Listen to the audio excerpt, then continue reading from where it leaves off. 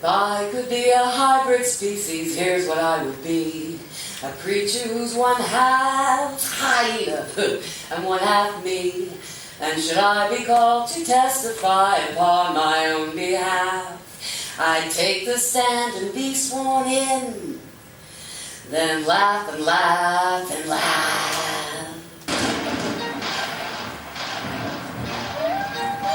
In the Kanuri language of the Bornu region of Western Africa, the word for hyena, bultu, connotes one who is unsettled, does not remain in one state.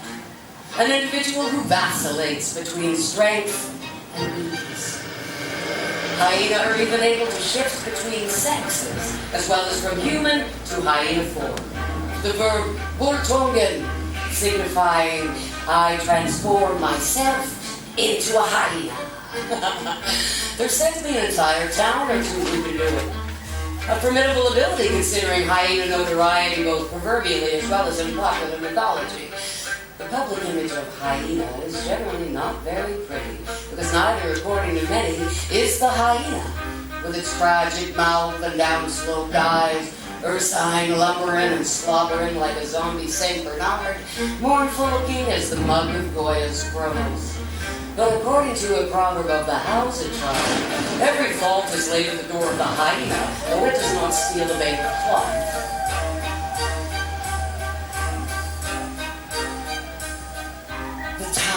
Of the hyena is barred like the tongue of the cat. Some human beings are surprised by that, because they suppose hyena more resemble dogs than cats, when in fact they are neither of those. Most closely related to meerkats and mongoose, hyena constitute their very own family, Hyaenidae, order Carnivora, genus and species Crocodile, named after a mythical wolf dog with supernaturally powerful teeth and instantaneous digestion, which lured dogs and men to their doom, assuming a human voice and calling them by name, feigning the identity of a loved one in distress just beyond that plumbing shrubbery. Not such a trustworthy namesake to be saddled with. A little like naming someone low-down snake in the grass or something like that, rather stacking the odds against social success. And so yes, nobody loves a hyena, they're carrion eaters, grave robbers, shapeshifters, liars, and cheaters, with a bad reputation for repugnant crustacean. This in addition to being cowards and scavengers, demons and enemies of the church, overturning sepulchres and devouring the corpses of innocent converts. Furthermore, hyena are sexual perverts, known whores and hermaphrodites. Chicks with dicks who can switch at will and whip sexy bits they wish to copulate with. They operate within a mythical dimension, with intentions that are shifty and shady, always changing from one thing to another, not entirely stable. You might almost feel sorry for the poor guys, but bear in mind the Mandi proverb, which reminds, it's never wise to show a hyena how well you can bite. Hyena, hyena, cat of night, courser of witches with lanterns alike burning hyena butter. Anal glandular putty rubbed up against branches in two tones like tiger balm, red and white, gathered by witches and gourds to light their course, then mounting hyena take flight onto the astral plane to do nuisance there. Hyena, hyena, cattle of night, courser of witches with lanterns alike burning hyena butter. Gathered in gourds to light their course, here the hyena is bringer of light.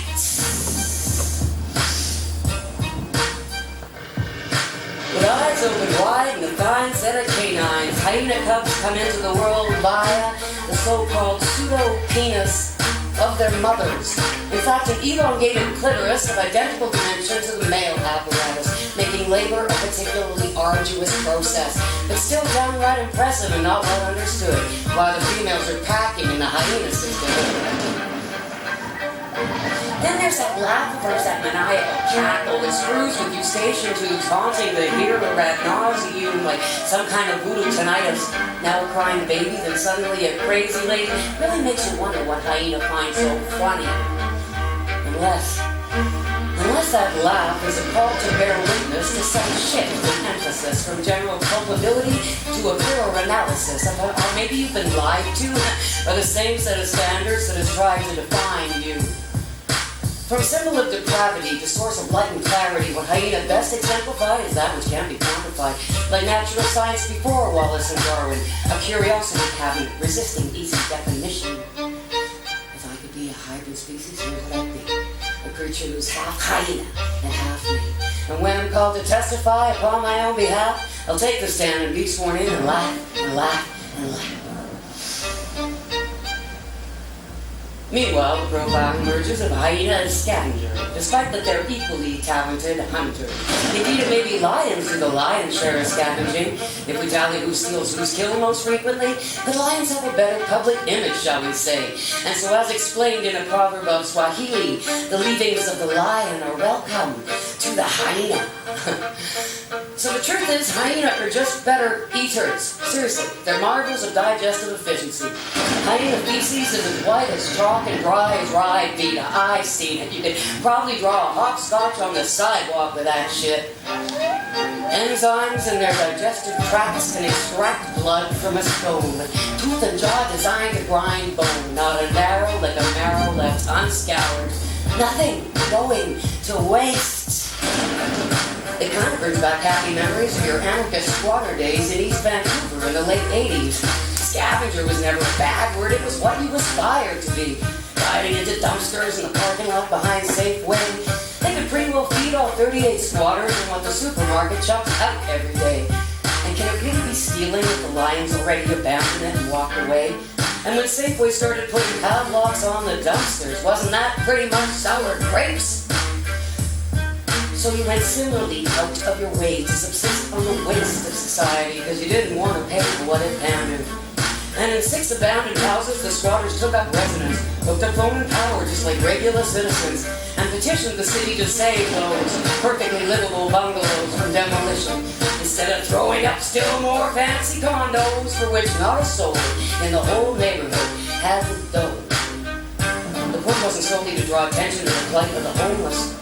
It was to avoid joining them.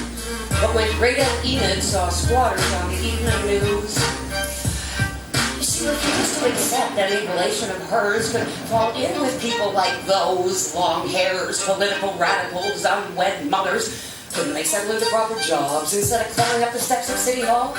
And Enid had worked as an office clerk her entire life, but it never hurt her any. But you do have a job, you tell Great Aunt Enid, and this is aside from rescuing perfectly edible fruits and vegetables from landfills. You also work in the stainless steel, steamy industrial kitchen of a fancy hotel downtown, where they chucked out enough food every night to feed a crowd. Food which no employee was even allowed to salvage, at least not officially, which is why some rules are not meant to be paid attention to. And you arrange to be the one who takes out the trash at the end of the night. Dash to a phone booth and call up a certain United Church on the downtown east side, a neighborhood where homeless persons often line the curb like that ridge of dust at the edge of the pan which never gets swept up. Quite. And you wait in the back alley for the minister's black Mariah with headlights dimmed, and you deliver the food bins to him, carefully stacked in garbage bags of flat mashed potatoes and carrots, stray Boston creams, or whatever it happens to be, which breeds of legality the good folks at the downtown church are only too happy to recycle into meals for local people, the broke, the addicted, and mentally ill, helping keep body and soul together another night. Because we might as well admit it. Most folks don't love the homeless anymore. Then they'd love to see a family of hyena move in next door. They likely have lice or worse. Homelessness may be contagious like some economic virus. Best not even look at a homeless person, or find yourself suddenly flat on your ass and addicted to crack at the corner of poverty and despair, and then you die there. But hope springs eternal from darkened doorways and shrubberies. The more dire the fight for survival, the greater the necessity for levity, which must be why they call it making light. If I could be a hybrid species, here's what I'd be. A creature who's half hyena and half me. And when I'm called to testify upon my own behalf, I'll take the stand and be sworn in and laugh and laugh and laugh.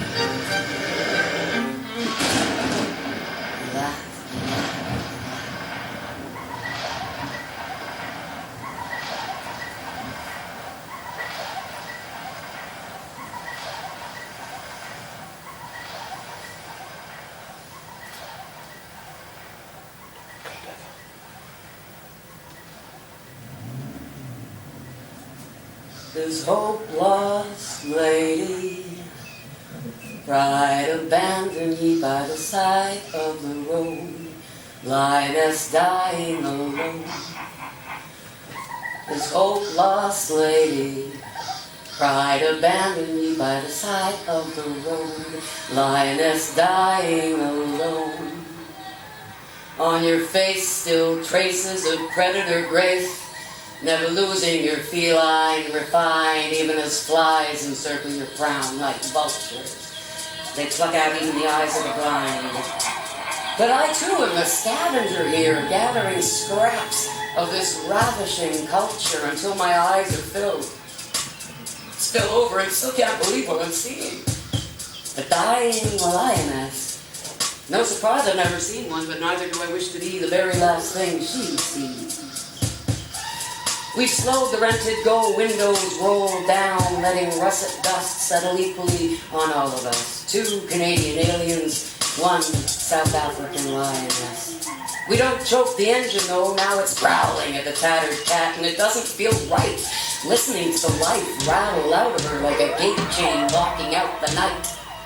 Not long ago she was top of her game, the top of the food chain, now slowly consumed by consumption, lying low to the ground like a pup tent, her skin stretched thin over bony ribs. Black lips mutter back to her heart till the very last beat, when the fire in her lion eyes freezes in the heat, and her sight sinks like shiny sunstones deep in riverbeds beneath her lids.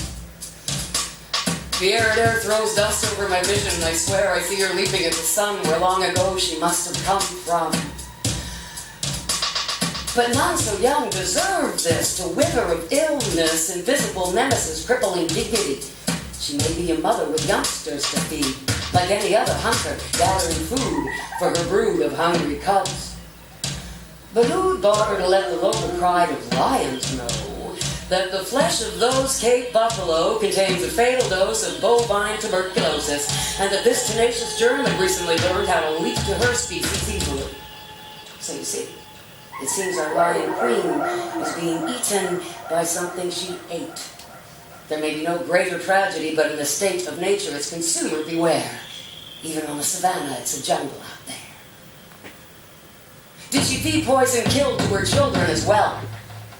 Was she guilty of involuntary regicide when the king of her pride laid claim to the lion's share of the prey, leaving behind just the nasty bits only hyenas would eat anyway? But therein lies the irony of infectious disease. Viruses couldn't care less about social hierarchy. Given equal opportunity, diseases would eat everybody equally. But look how the eyes of the lioness suddenly widen awake. She's taking me in, never taking her glittering focus away. In a better day, I'd have been breakfast. I heard certain tribes have acquired a taste for us, Homo sapiens. Maybe fancy apes make a tasty break from antelopes, such as those skinny impalas, doe-eyed and nubile like a shy herd of schoolgirls with knobby knees even wider than their thighs. How inviting they must look to those guys higher on the food chain, who've got nothing to lose and nothing but the time to kill. See how their prey stands soft still like fear where the devil it is, a bushfire, taking no prisoners, finding no sacrifice too great to feed its fever, if even at the price of a few insignificant lives. But I've heard of this pride of acquiring a taste for human meat, specifically the flesh of young refugees from Mozambique, who get caught trying to sneak over the border through Kruger in hope of seeking South African salaries. We met 2 of these guys on the road. Like young lions, they were walking, not driving, with nothing but a bottle of water between them. What kind of poverty must they be fleeing to risk being torn limb from limb by wild animals for the slim chance of advancing their financial situations? What else but desperation would make a man lay his life on the line that way, settling the wager at all or nothing? I saw those shadows of human misery all around me. It likely surrounded me on every side. I didn't have to look for it. And what I generally found was the opposite, a generosity of spirit, easy humor, even where you'd expect to find bitterness.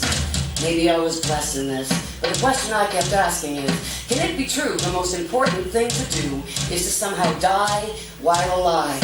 They keep living right through to the new day, just to sit by the river laughing away like a baby hippopotamus. There's a sort of laughter seems to surface when you believe completely what you're seeing, as though it were being shown. Youthful, buoyant, joyous, as that of school children in Kanyamazane who can't stop cracking up at the two Canadians who came to visit them. Yet concrete walls of bubblegum pink surround their elementary school compound, laced on top with razor wire and emblazoned with hand-painted slogans celebrating freedom and warning against the spread of HIV. The deputy principal asks me to perform a poem in the center of the courtyard, where there stands a spreading tree. Now youngsters gather beneath it in clusters like fruit. I choose a poem about meerkats, how they babysit each other's kids, while a watcher keeps a watchful eye for sneaking snakes or swooping eagles. The watcher stays awake to keep the young from harm. If a dangerous stranger comes near, it's the watcher who sounds the alarm. But the rest of the time when the coast is clear, she sings a little peeping song so they'll all know she's still near and they've got nothing to fear, as long as they can still hear another peep out of her, and then another. Kids in uniform clap at the end of the poem. Then the deputy principal takes a turn of her own at storytelling. It's clearly her calling, her hands spread wide as branches over the circle of children, sweeping them up in her tail of two Canadians who came from far away to visit them, friendly and sweating and smiling, all teeth like two white mice with sunburns. Then the buzzer sounds like a fire alarm, and young boys race to shake my hand like they take home some alien germ, while little girls lace fingers through my hair as though it were falling water. I falter in my place then, to see in their faces the fire of their powerful heredity look up at me through laughing eyes, and I shy before their growing shadows reaching past me to the sun, where young lion queens and kings first came from.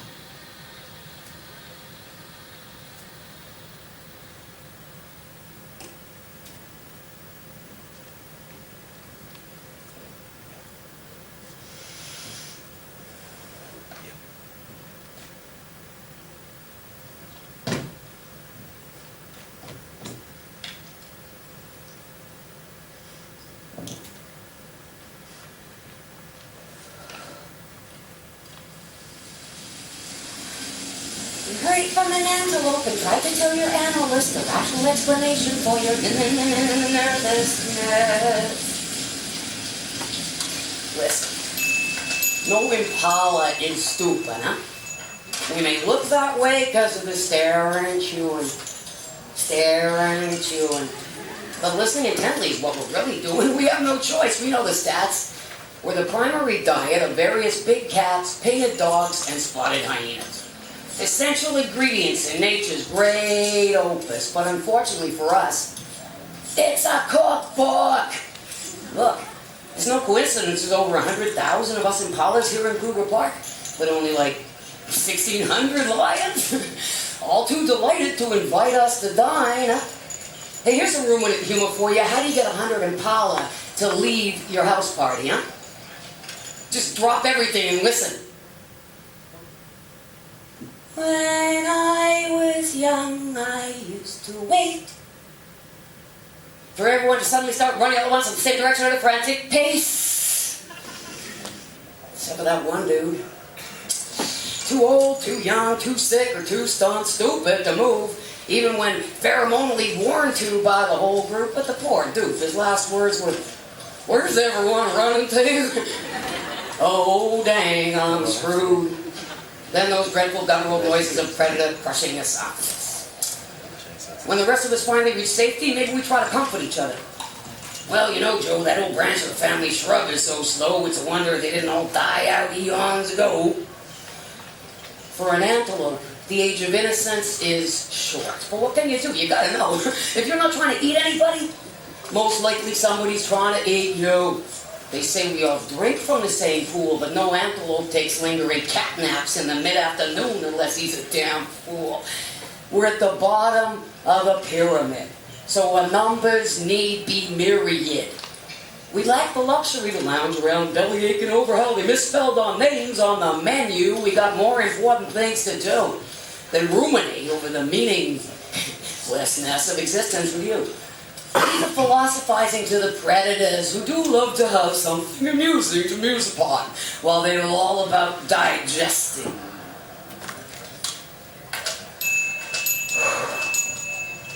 After an antelope reaches maturity, it serves no earthly purpose to assert her personality against the rest of the herd. That kind of behavior is never in the interest of self-preservation.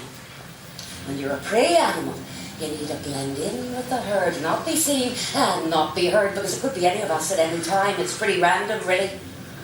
The young bucks are lucky for their antlers and their speed, but all of us are fast. You have to be, or you're lunch meat. Scapegoat tar. It's a little like living in a science fiction movie, or in Shirley Jackson's short story, The Lottery. The very collectivity we rely upon for security also makes us complicit in this ritual culling of antelope society. It's roughly the same every time. As soon as the day seems to be going maybe a little too peacefully, we all get to feeling jumpy like we're being spied on by leonine eyes, or leered at by sneering hyena. The chief does his best to warn us about whatever it is, but very often another mother's child goes missing again. There's no justice in it, it just is like this. An antelope needs to hit the ground running even before the word go. Quadrupedalism ain't as easy as it looks, you know. Any newborn oryx or gnu needs to sort it out soon so he can hook up with the rest when he hears the alarm. And then we all just try to hang together. Whoever becomes separate from the group is pretty well doomed and everyone knows it. Yet some of us seem to be brought into the world for a little more reason than this. So folks think we antelope don't care about our kids as much as certain other animals do, because we don't spend like a whole year teaching them how to hunt and fish. They say we expose our kids to too many treacherous situations too young, as though we had any say in the matter other than smothering every single one. If it's not my child who's taken to feed the lions, it'll be another mother's child. So it's no less my loss than hers if she's bereaved first. It could really be any of us. You think antelope have time to mope about at funerals like elephants do for their dead? There's not usually much left of us to be blunt about it. So we don't take each other's company too much for granted. Keep ears and eyes open and try to blend in with the foliage. Early life can be a minefield for any kid who's a little bit different. It seems inevitable even junior society will pick out and crucify certain personalities as a sign to the rest to stay in line. Some are cast out into the wilderness, where they stumble into the clutches of predators, the brambles of crime running rampant all around them, because there very often is no warning sign, and there is no catcher in the rye. You can't ultimately protect a child from barreling blindly head first into her own fate, now can you? Could it be she's just in the wrong place at the wrong time? Couldn't it be she's just walking home from the 7-Eleven a few blocks from her house, even feeling a wee bit saucy in her new maroon ski jacket and stretched denim jeans? Grade 8 being the first year, she doesn't have to wear the polyester flood pants with the elastic waistband. No! But actual clingy-ass stretched denim jeans. Then lo and behold, a full pack of grown men with ice-cold, extra old stock beer and stubby bottles, sunglasses, sideburns, and mustaches, whistle at her as she passes the front porch, where they're standing around like the spitting image of a Bob Seger tribute band. This gang of jackasses is out there every week partying in that yellow house right across the street from the high school. They like to tell a girl that one of her friends is already there at the party. Then maybe they give her her very first beer. So she has no way of telling if it tastes a bit weird, then, hey, wait a minute, there are no other girls in here. But now who's this guy with the worried eyes, claps his buddy on the shoulder, says 13 gets you 30, Kevy, some kind of brotherly warning you don't fully grasp. The same worried-eyed guy who asked your age and you lied and said 13 when it was still 3 weeks to your birthday. But it's too late. You already hate your stretched denim jeans if they just make you look like some dumb slut flattered by drunks whistling in her butt. But resistance is chemically dissipating, as though your brain were melting in a pool of wax beside the bare mattress, as though you'd solidify there by the bare zebra-striped mattress, unaware and completely unconscious of how you got upstairs in the first place. And no, it wouldn't get Kevy 30 years or even 30 gray hairs if he didn't get caught, which he was not apt to do if you didn't press charges, which you, in perverse defiance of your parents, are not on your life about to do. Not after having to deal with being dragged to emergency and having your mother, who hasn't even said 2 words to you, hovering over you in the examination room. She doesn't speak, doesn't seem to want to touch you. Just keeps her arms wrapped tightly around herself as though afraid her ribs might fall open. While her adolescent daughter lies askew on the white sheets like a peeled carcass. It seemed the only thing to do to reclaim your own dignity was to say no. No, you didn't want to press charges. No, 1,000 times no. You'd really rather forget the whole fucking thing, thanks all the same. You didn't want to have to see that gang of creeps again. You kidding me? Hell no. You have no intention of even mentioning the subject to anyone. Ever. Again.